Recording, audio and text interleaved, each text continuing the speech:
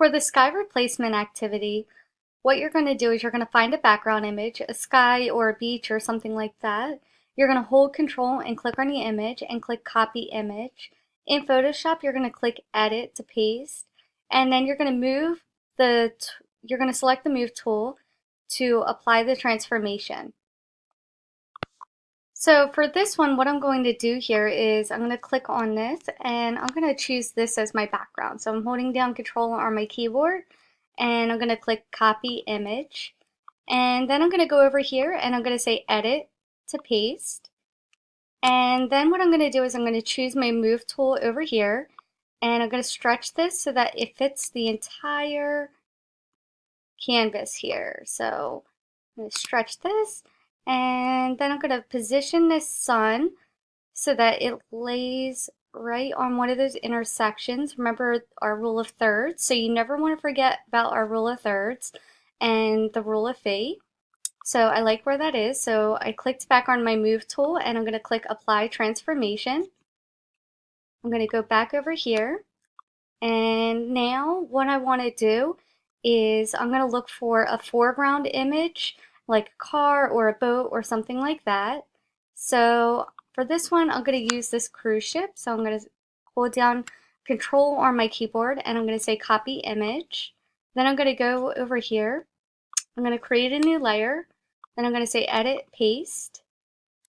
And I'm going to resize this. And then I'm going to click enter on my keyboard to apply that transformation. I am going to cut this out in just a second, but for right now, what I want to do is I want to get all of my images in here.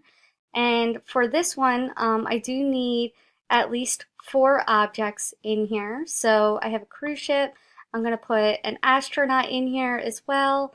Let's see. I'm going to choose, we'll go with this astronaut right here. Oh, that one has a watermark in it, so I'm not going to go with that one. I'll go with this astronaut right here. So I'm going to say copy image. Again, every time that you add a new image in here, you want to make sure that it's on a new layer. And then I'm going to go to edit to paste. And I'm going to stick my astronaut over here. Alright, so you should have 4 objects in here. So right now I only have 2. And I'm going to add an Italian Greyhound. So I'll choose the puppy. So control, copy image. Again, I'm going to go over into Photoshop. I'm going to add a new layer. I'm going to go to edit to paste. And I'm going to bring the puppy over here. And I should have 4 objects, but for right now I'm just going to use these 3. Alright, so now I'm going to show you how I'm going to use the pen tool to cut out this ship right here. So I'm going to use my magnifying glass and I'm going to zoom in so that I can see the ship a little bit better. And I'm going to scroll over. Alright, so now what I'm going to do is I'm going to take my pen tool over here, make sure that you have the regular pen tool, and I'm very carefully going to go around and I'm going to set anchor points all the way around this cruise ship. And remember, if you have any curves, these are all straight lines here, but if you have any curves, you can use your curve if you click and hold, and you can bring this out. So that tells it that you have a curve there.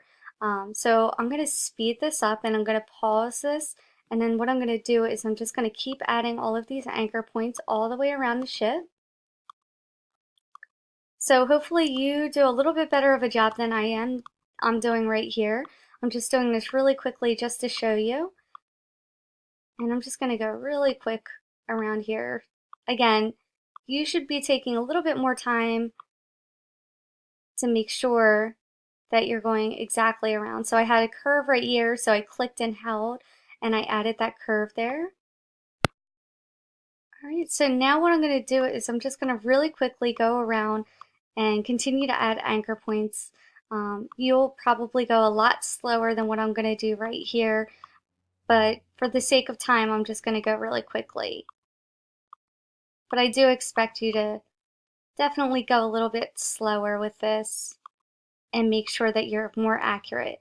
Alright, so now I'm going to close this loop right here. And it looks like all of my anchor points have disappeared, but they actually haven't.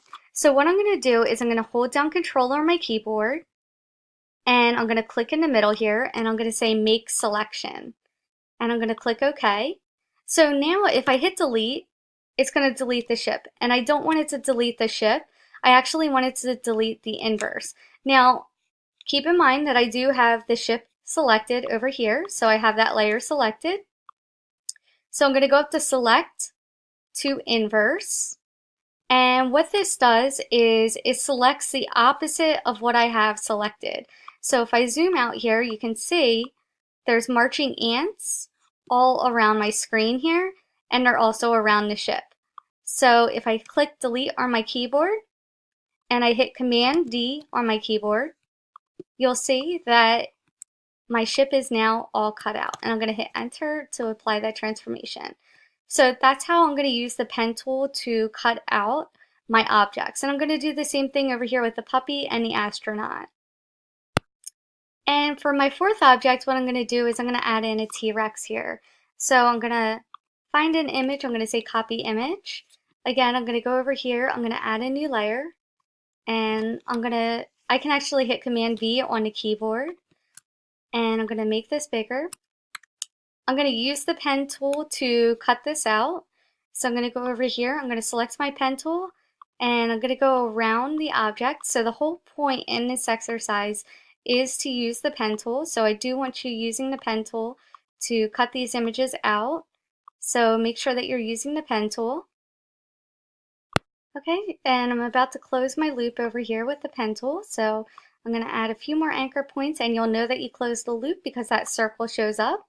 Once you close that circuit, you're going to hold down Control in the center and you're going to say make selection, and then you're going to click OK. Then you're going to go up to select to inverse. Again, make sure that you have the correct layer selected here, and then you're going to click delete on your keyboard, and I'm going to hold down Command D. Now I can move these objects around and I can resize them. I can also turn them if I want to turn them. So I'm going to move this one over here. Every time I want to move an object, I do have to select it over here in the layers panel. So I want my T-Rex over here. It's going to be chasing after that ship there. Maybe I'll have the puppy on the ship.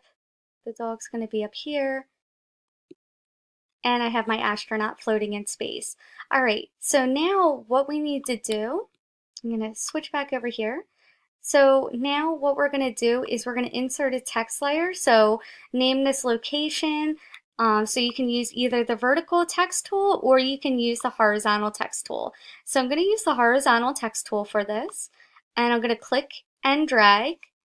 And I'm going to name this The Wonderful World of Mars. And I'm going to center this, and I'm going to click enter so that I have this on a separate line here. Now right now that sun is taking away some of the contrast in this, so I'm going to show you what you can do with that a little bit later. But for the first part, what I want to do is I really want to edit this text and make it stand out. So if I double click over here on the T, I can make the text bigger. So I can make it a lot bigger here. I can change the text type. So whatever text type that you want. Remember, there is a sample over here on the right hand side, so you can always take a look at that to decide what kind of text that you want to use. And I'm going to use this for right now, the stencil. You can also warp your text, so you can arc it if you want to arc it. It shows you live, which is great, so I'm going to just warp this a little bit, and I'm going to give it a little bit of horizontal and vertical distortion just to make it stand out. And I'm going to click OK. And if you do want to change the color, if you just click up here to change the color, you can change the color to anything. And I'm just going to click OK. I do want it to be yellow. Now, let's say I want to add a border around my text here. So I'm going to show you how to add a border. So if I double click over here, so if I double click on the T, that edits the text.